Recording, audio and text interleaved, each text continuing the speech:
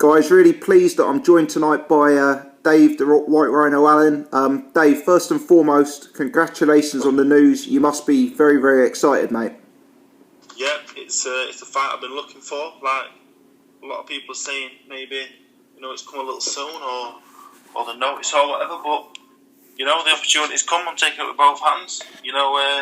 I'm preparing accordingly. We're putting it in now for the next 3 weeks. We're really going to put it in and be in the best shape possible for the 30th of July. Absolutely. How long before it was announced were you sort of aware that this fight was on the horizon?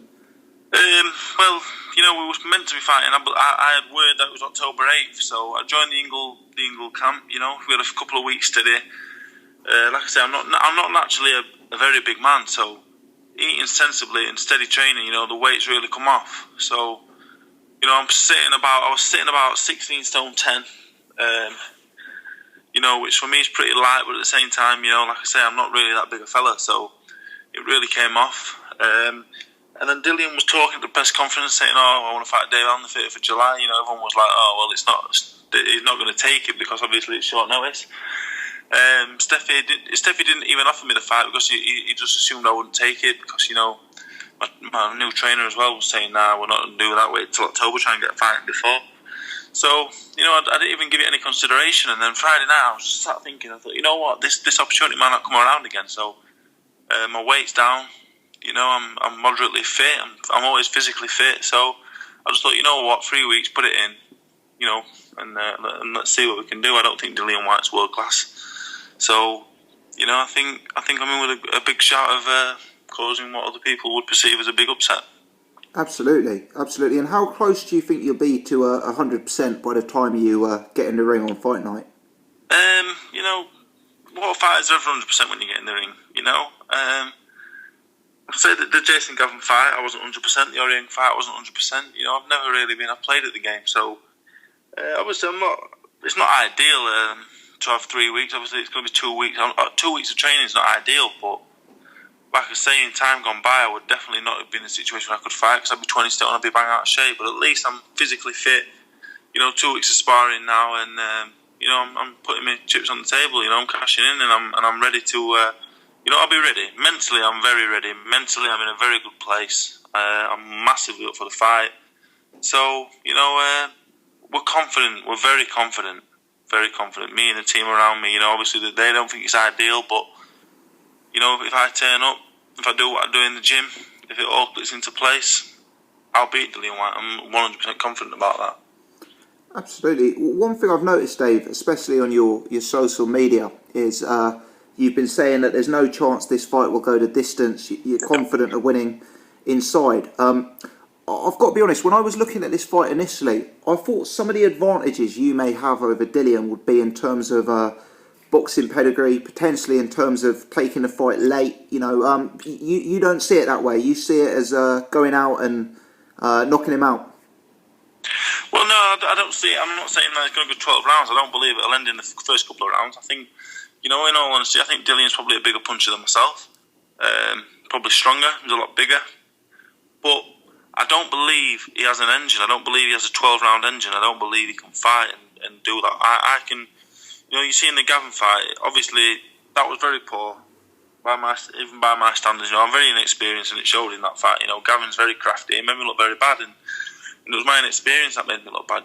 So, but one thing I will do is I can fight at a pace. It might be ugly, but I can just do that all night long. Like I say, I come from a track and field background. I come from a very sporting background. I'm very physically fit, physically strong, and I can fight at 12 rounds. I can just keep going. It might not be the prettiest thing in the world, but I don't believe Dillian Whyte can do that. Dillian Whyte, I believe, has got 4 or 5 rounds to stop me, or he's going to get took out late, and that's a definite. Because I will just keep going and keep going and going and going, and even with Bakir in, 3 or 4 rounds in, his mouth was wide open, gasping for air. And he was hardly throwing anything, and nothing was coming back. So, I've got one of the best chins in the heavyweight division. I'm very fit, very physically fit. Like I said, the training's not ideal. I'm not in amazing shape, but I'm in good shape. So I'm very confident. I want to take him into deep water and drown him later on. And you've sparred with Dillian previously, haven't you? No, I've never sparred Dillian. He's probably the only heavyweight in Britain I've not. You haven't sparred with him. So when you look at him, is it largely from the Minto fight or the Bakurin fight, or maybe even the Joshua fight, that you're kind of focusing on areas where you may have an advantage? I seen him spar with Vladimir Klitschko when we was both in Austria. Okay. And he sparred very well with Vladimir. You know, he did 4 rounds. And I can remember thinking, wow, Dillian Whyte, very good. But then at the same time, he's not the most experienced fighter either. We're both in a similar position. I think we both spar a lot better than we fight because we haven't got that experience yet for real in the ring. That counts for a lot. So I just believe he spars better than he fights, and so do I. You know, if it clicks for one of us on the night, the other one's in big trouble. But you know, the Minto fight, Minto's a decent fight. He's a cruiserweight. Backerin's a cruiserweight. Costa Jr. didn't come to fight. Joshua, he had his one shot, but the rest of the fight, he got manhandled about. He didn't really have much success, apart from the one shot, which was a good shot. You know, Dillian can punch very hard. But obviously Joshua's a world champion now, so it's difficult to say that that's not a good performance, because he did land a shot and he's obviously a very tough man. But I take confidence in the fact that I just do not think that he can go 12 rounds. That is what I'm banking on. You know, if he can go 12 rounds, if he can do what he does for 12 rounds, yeah, it's going to be a very long night. It's going to be a hard night for me. But yeah, I don't believe that he can.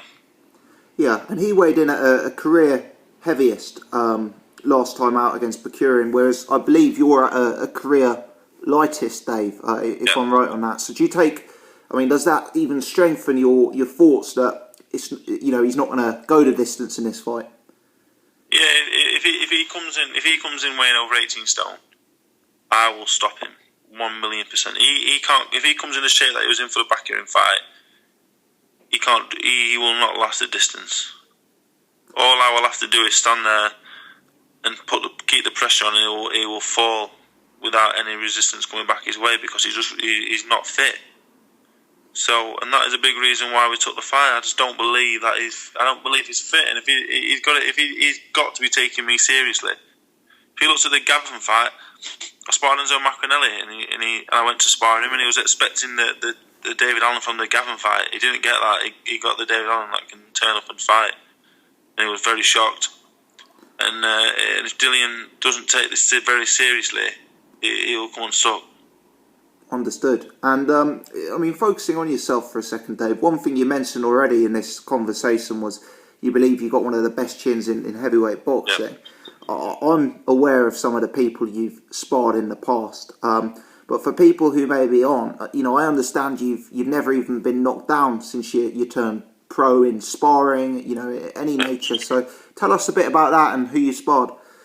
Yeah, you know, I was put down as a kid before I had my first fight, you know, by a professional cruiserweight. It happens, you know, and if Dillian hits you on the chin correctly, I believe any man will go if hit properly. But yeah, I've not been down. Klitschko, Fury, Joshua, numerous rounds. You know, I think people think that I'm exaggerating with the 500 round Joshua comment. I'm not.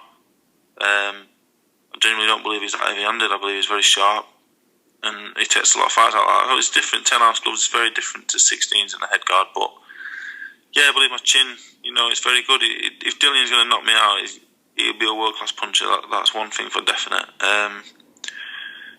Anyone saying 2 or 3 round bar in Dillian Whyte's favour doesn't know me, hasn't seen me. They can say that I'm not the greatest boxer. They can say that I'm not the biggest puncher, but he's coming in with that mindset. If he's not going to train him weighing over 18 stone, I think I'm just going to take him out in 2 or 3 rounds. He's going to be very sorely mistaken. Absolutely. And in terms of how you see the fight breaking down, Dave, a lot of people are assuming this is going to be a war in the centre of the ring, you know, 2 big guys coming forward throwing bombs. Do you think it's going to be of that nature, or do you think there's going to be a bit more of a tactical game, a bit more of a feel-out process? You know, I can't speak for him. Yeah. But I'm just going to come. I'm going to come in there. And the Gavin fight, you know, I don't know if it was fighting live on Sky. I don't know if it was his experience or whatever. But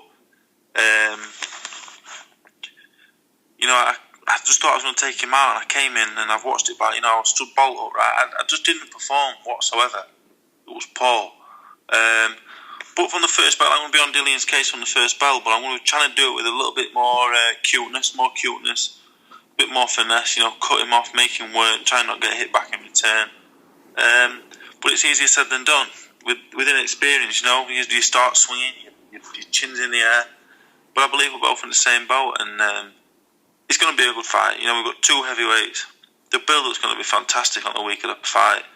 Dillian's got a great chat. I'll be giving some back, and it's going to be a good fight. It's going to be a good fight because for what it is, there's been a bit of banter flying about, but I've got a lot of respect for Dillian. He's a strong, tough man, and I know I'm up against it. I am the underdog, and the bookies are not very often wrong. But if things go right on the night, Dillian, if he underestimates me or whatever else, he'll get beat. Everything's got to go right for Dillian Whyte to beat me on the night, and a lot of people are looking at it the other way around. But 100%. Absolutely. And in terms of your new training setup, you mentioned at the start of the call, you've been working with the Ingles, which clearly is a great move. What sort of impact do you think that's going to have in terms of, this fight and also your future career? What sort of changes do you think you're going to make with those guys?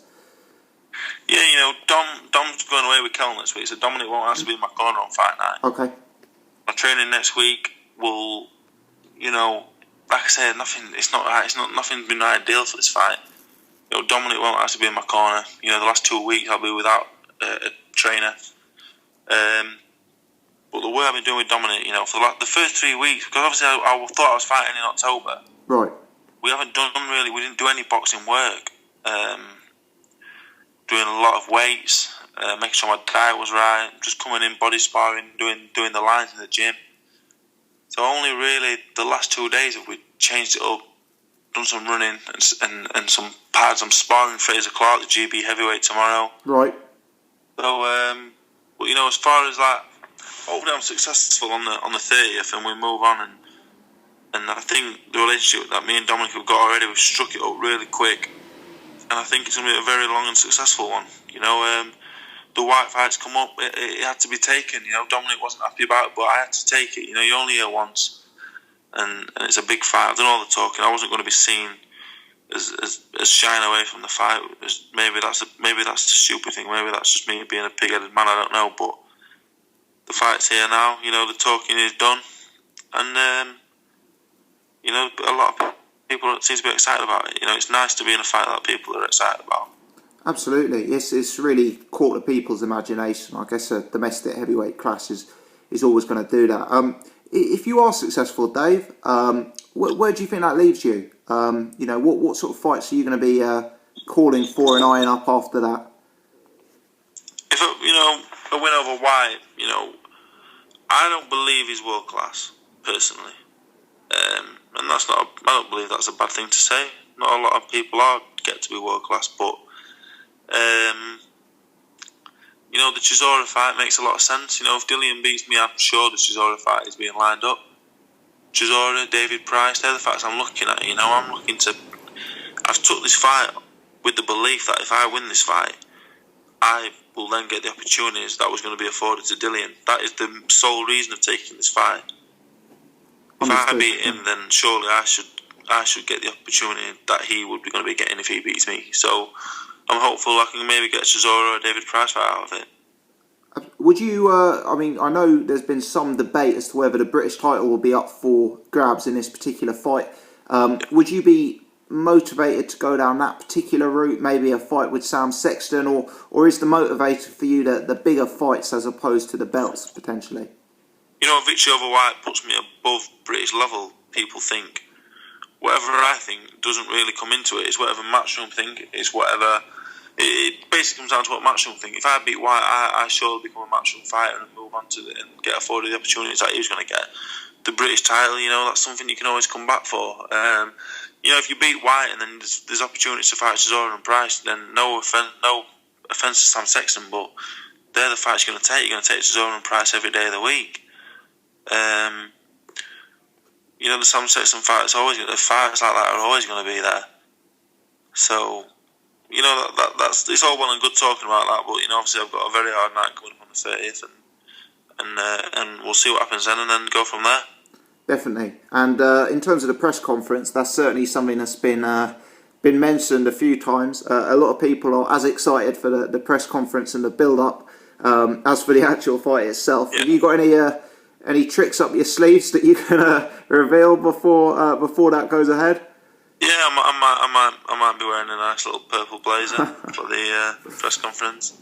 No, it's all in good fun, you know. The fight, I've had 10 fights. My last fight against Gavin, you know, it was a shocker live on Sky Sports. So I've worked tirelessly on Twitter, social media, you know, to put myself in a position, you know. Whoever thought March 26th, after I watched Jason Gavin, I would then be fighting for a WBC international title against Jason Gavin.